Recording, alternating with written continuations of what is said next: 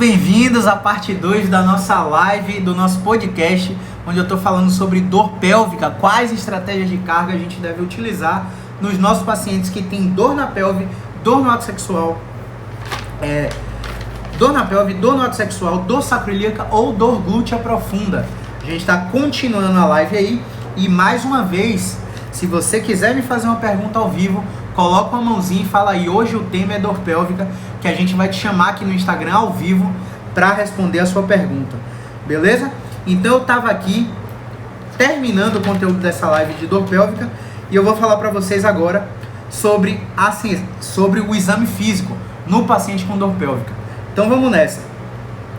Como eu te expliquei antes da live 1 acabar, a gente avalia miótomos, a gente avalia dermátomos, pede para o paciente tocar e testar a força de segmentos específicos do quadril, da coluna, da pelve, tá?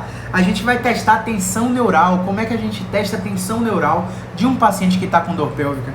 A gente precisa colocar o paciente deitado, fazer a elevação da perna reta para poder fazer uma manobra do nervo ciático. E se o paciente sentir a dor concordante, você vai ver que aquela dor pélvica, na verdade, tem um envolvimento de raízes nervosas lombares. Ou você vai pedir para o paciente sentado fazer a manobra de slump, que ele vai encolher, colocar o queixo no peito e esticar uma das pernas. E você vai ver se esse paciente com dor pélvica tem tensão neural ou não tem tensão neural, tá bom? Então, basicamente, a gente encerra o exame físico aí e a gente vai testar as perdas de movimento da coluna, da pelve e da coluna lombar. Como que a gente vai testar isso? A gente vai pedir para o paciente ficar de pé e aí a gente vai pedir para o paciente abaixar e tocar lá no chão. Dobrar a coluna como um todo, como eu estou fazendo aqui, ó. O paciente vai fazer isso. Dobrar total. E aí você vai anotar o que aconteceu com a dor pélvica dele com esse movimento de flexão. Depois você vai pedir para o paciente voltar e fazer a extensão. Fazer que nem Circo de Soleil. Ó, o paciente vai fazer assim e você vai anotar o que acontece com a dor na pelve dele. Depois você vai colocar o paciente em pé normal e vai pedir para o paciente fazer isso aqui, ó. Desvio lateral. Depois você vai pedir para o paciente fazer desvio lateral do outro lado. E aí você vai anotar com cada movimento o que acontece. Eu vou exemplificar para vocês aqui, ok?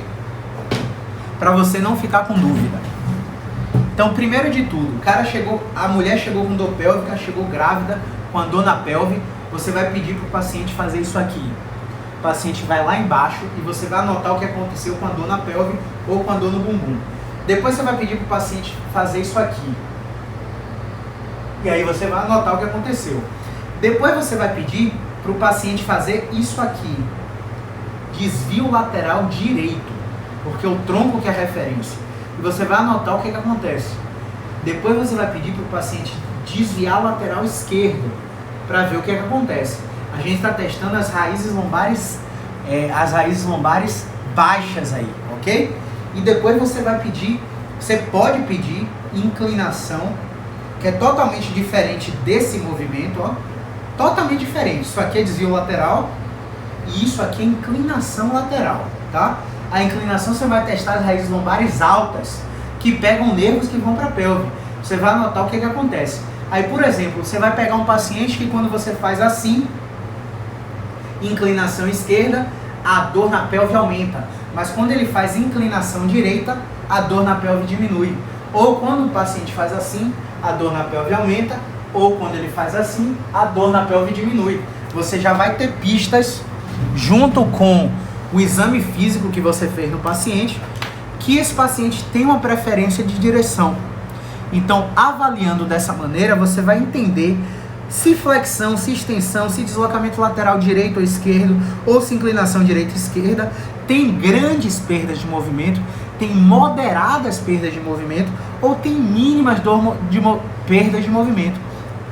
Além de anotar isso aí, você vai precisar mostrar se esses movimentos aumentaram a dor, diminuíram a dor, ou aboliram a dor, ou espalharam a dor, por exemplo, ou centralizaram a dor. A dor da paciente é pelve glúteo. E aí quando você fez um desses movimentos, a dor desceu para o joelho. Isso é ruim. A dor do paciente é pelve e abdômen inferior. Quando você fez o movimento, a dor veio para o centro da coluna. Isso é bom. Então você precisa anotar os deltas, as variações sintomatológicas, funcionais, mecânicas e do paciente. Você tem que ter no mínimo 4 referências para sua paciente gravidinha para você poder melhorar ela, ok? Então vamos nessa. Nos testes de movimento, a gente pode testar flexões repetidas, extensões repetidas, deslocamentos laterais repetidos, testar todos esses movimentos mantidos, testar todos esses movimentos deitado, sentado ou de pé, testar em pé com a perna só, testar sentado com a perna só, testar deitado com a perna só, testar esses mesmos movimentos com o quadril desviado para um lado, testar combinações desse movimento, como por exemplo flexões com rotação, testar movimentos de extensão com um pé na cadeira ou com um pé no degrau. Tudo isso vai te dar uma variabilidade grande para você dar resultado no seu paciente, ok? E aí você vai para os testes de impacto que eu te falei do Laslett, Faber e Fadid, extração e impulso, que vão gerar cisalhamento nas articulações sacroiliacas, para você saber se a fonte do sintoma da pelve dessa mulher, dessa gravidinha, é sacroiliaca ou não. E aí, como eu te falei, né, a sensibilidade é baixa e você precisa ter uma abordagem biopsicossocial. O que eu quero dizer com isso? Você precisa identificar se existem problemas emocionais afetando a dor dessa grávida, desse paciente que está com dor na pelve. Por exemplo, o paciente não está conseguindo mais sua atividade sexual, está com medo de se separar, o paciente passou por uma morte na família recente, o paciente perdeu o emprego. Todos esses fatores são bandeiras amarelas que geram aspectos psicológicos que fazem com que essa paciente tenha dor. E você precisa, por fim, ter humildade para saber que muitas vezes você sozinho, um fisioterapeuta, não vai resolver o problema do paciente. Você precisa de um auxílio de um médico para entrar com medicação, para entrar com bloqueio. Você precisa de um auxílio da fisioterapia uroginecológica para fazer pompoarismo, para fazer pilates, para fazer um biofeedback, para você ter resultado nesse tratamento da dor. E outra, na dor pélvica, você não pode esquecer do quadril.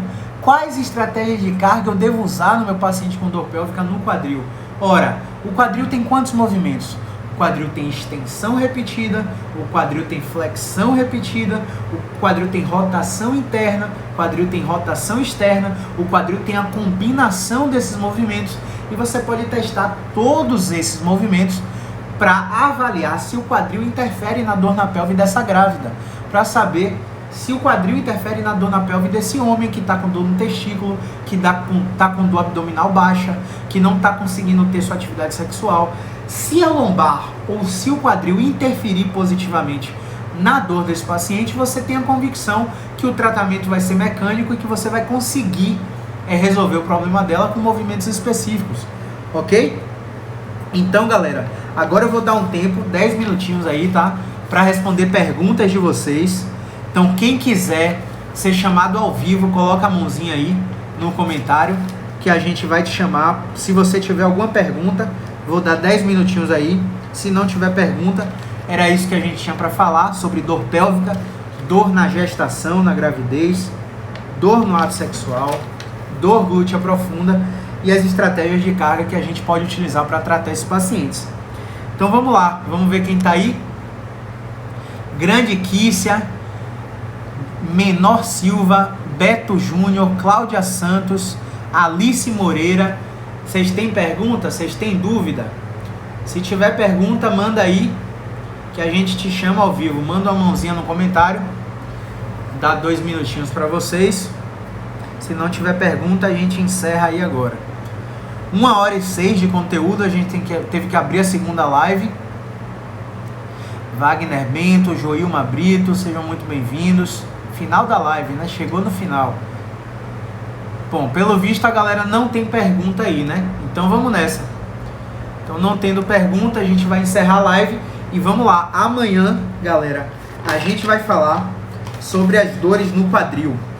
sobre as confusões diagnósticas de impacto femoroacetabular, artrose e lesões de labrum.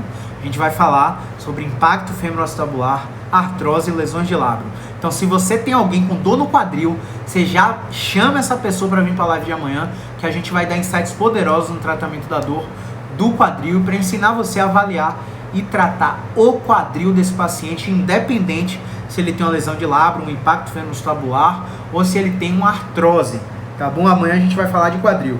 Então, para finalizar, eu vou deixar aqui nos comentários uma foto com uma frase.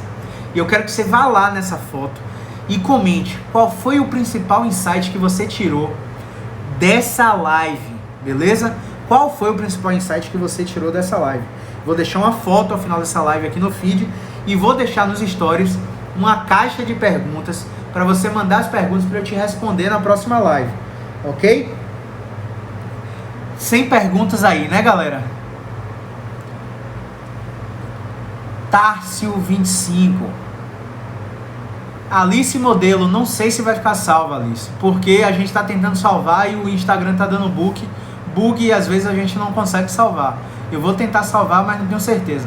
As lives são às 16h07 todos os dias, tá? Amanhã o tema é quadril. Então, se tem impacto femoroacetabular, artrose, lesão de labrum, será que é isso que está causando a dor no quadril? Amanhã a gente vai falar tudo sobre quadril. Tássio, quem tem uma espondiloartrose na cervical, tem cura ou pode estabilizar a progressão? Ó, Tássio, pelo visto você não está aqui desde o início da live, né? A gente falou sobre essas confusões diagnósticas aí. Eu vou te dar uma dica. Vai no meu YouTube, youtube.com/Caio Ferreira Físio, e busca lá, dor cervical, o guia definitivo. Nesse vídeo, falta 4 dias para esse vídeo sair do YouTube, tá? E para nossa comunidade fechada. Vai nesse vídeo e assiste ele. Tem 1 hora e 10 minutos de vídeo, você coloca na velocidade 2, termina rapidinho e você vai entender sobre essa pergunta aí. Não tem como eu te explicar aqui em 10 minutinhos, tá? Galera, alguma pergunta para fazer ao vivo? Quem tiver alguma pergunta para fazer ao vivo sobre dor pélvica, coloca a mãozinha aí pra gente chamar antes da gente encerrar. Grande Físio Clayton, melhor que o filme dos Vingadores.